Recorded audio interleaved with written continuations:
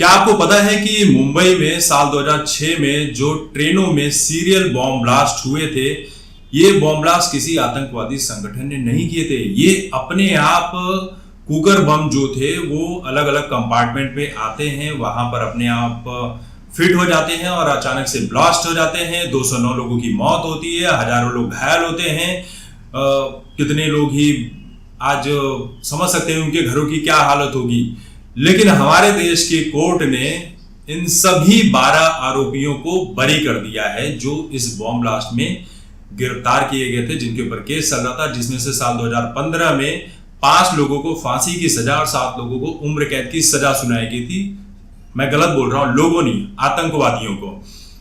सीधे सीधे तौर पर लश्कर तैयबा और सिमी के ग्रुप ने इसकी जिम्मेदारी ली थी कि बॉम्ब ब्लास्ट हमने करवाया है। मुंबई के ट्रेनों में 7 सीरियल बॉम्ब ब्लास्ट हुए थे, एक के बाद एक, और सभी के सभी local train western railway first AC coach में हुए थे। 209 लोग के मारे जाने की पूरी खबर दिखाई गई थी। हालांकि मैं मानता हूं कि जब भी खबरें दिखाई जाती है, मौत का आंकड़ा उससे कहीं ज्यादा होता है। पैनिक ना हो जाए लोग, इसलिए कम दिखाए जाते हैं। और इसमें से कोई आरोपी नहीं निकला। अब लोग यही कह रहे हैं कि जब सीधे सीधे तौर पर लश्कर तैयबा ने इसकी जिम्मेदारी ली, सिमी जो ग्रुप था आतंकी उसने जिम्मेदारी ली, पाकिस्तान में बाकायदा इसकी ट्रेनिंग हुई थी, तो ये 12 के 12 आरोपियों को कोर्ट ने बरी कैसे कर दिया? कोर्ट का ये कहना है कि कोई गवाह ही नहीं है और जो गवाह हैं उनके बातों में विरोधाभास नजर आ रहा है, बातें मैच नहीं कर रही हैं, और ये बातें जानने के लिए 20 साल लग जाते हैं। 2006 में हुआ था, 2025 में लगभग 19 से 20 साल लग जाते हैं और इस बॉम्ब ब्लास्ट में कोई भी दोषी नहीं पाया जाता है। ये है हमारे देश की अदालत, इस तरह से काम करती है।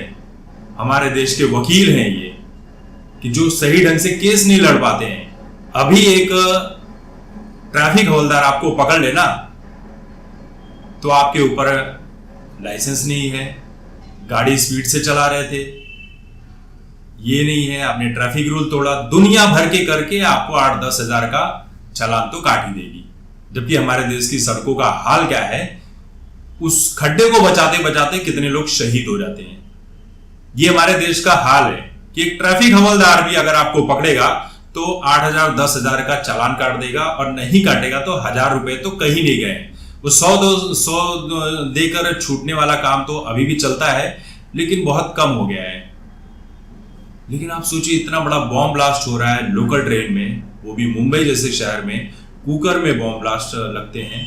लश्कर तैयबा और सिमी इसकी जिम्मेदारी लेते हैं, लेकिन फिर भी हमारे देश की अदालतों में ये प्रूफ नहीं हो पाता है कि बॉम्ब ब्लास्ट किसने किया था। सभी के सभी 12 आरोपियों को बरी कर दिया जाता है। हमारे देश की अदालतों के ऊपर यह सवाल उठ रहा है कि कोलोजियम सिस्टम है, मतलब एक परिवारवाद वाले ही, और जो एक पीढ़ी दर पीढ़ी चली आ रही है कि वही सारे जज जो रिटायर होने वाले थे वो किसी और जज को सिलेक्ट कर लेते हैं। और हमारे देश में आए दिन ऐसे आतंकी और पता नहीं कितने लोग छूट जाते हैं। हम क्या ही बातें करें यार, अदालतों के ऊपर लोगों का भरोसा हट चुका है।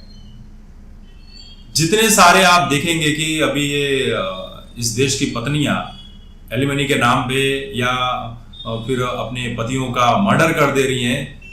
एक जज जो थी वो सीधे सीधे तौर पर 5 लाख रुपए की डिमांड कर रही थी। कुछ नहीं होता है यार, आप इस देश की अदालतों के ऊपर भरोसा कर ही नहीं सकते।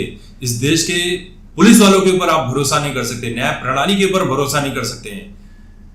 ये जितनी भी चीजें हैं हमारे देश में, तो बड़े लोगों के लिए, पैसों वाले के लिए तो बहुत ही आसान सा काम है।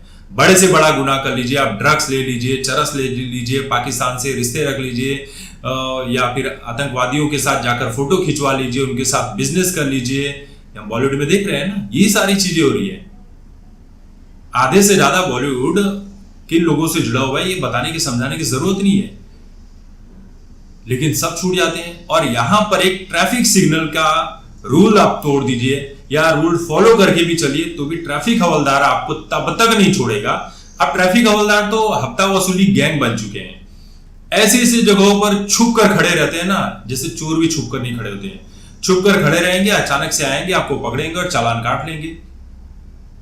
नीचे से लेकर ऊपर तक, मतलब एक ट्रैफिक हवलदार से लेकर अपर लेवल तक, नेताओं तक जो आप पकड़े जाते हैं ना, वो सारे पैसे जाते हैं। ये होता है आम जनता के साथ। आम जनता को परेशान किया जाता है और आतंकवादियों को इस तरह से बाइज्जत बरी कर दिया जाता है, वो भी तब जब 5 लोगों को फांसी की सजा दी जाती है और 7 लोगों को उम्र कैद की सजा दी जाती है, वो भी आज से 10 साल पहले। लेकिन फांसी नहीं होती, कुछ नहीं होता है। और 2025 में सबको बाइज्जत बरी कर दिया जाता है। बस एक कसाब था बेचारा, अपने आप को बेचारा ही कहेंगे ना, फंस गया, उसको फांसी हो गई। क्यों हो गई मालूम है? क्योंकि 2014 में इलेक्शन आने वाला था, तो कांग्रेस को लगा कि कांग्रेस हार जाएगी। 2008 से लेकर 2013 तक उसकी जमकर सेवा की गई। उसके बाद जब लगा कि हारने वाले हैं तो उसको आनन फानन में फांसी की सजा दे दी गई।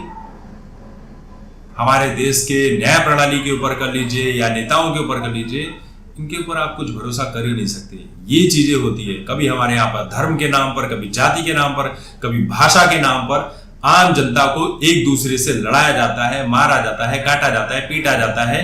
लेकिन आम जनता जो है हर जगह पिसी जाती है और आपस में ये मेरा नेता, ये मेरा नेता, ये मेरा नेता, ये मेरी जाति का, ये मेरे धर्म का, ये मेरी भाषा को सपोर्ट कर रहा है। बस उसी के नाम पर हम सब आपस में लड़ते रहते हैं और पाकिस्तान से आए हुए आतंकी यहाँ पर बॉम्ब ब्लास्ट करते हैं, आपकी जान लेते हैं और बाइज्जत बरी कर दिए जाते हैं। बहुत ही शर्मनाक खबर है ये। इससे बड़ी शर्मनाक खबर इस देश के कानून व्यवस्था के लिए कुछ हो ही नहीं सकती है। डूब मरने जैसी बात है।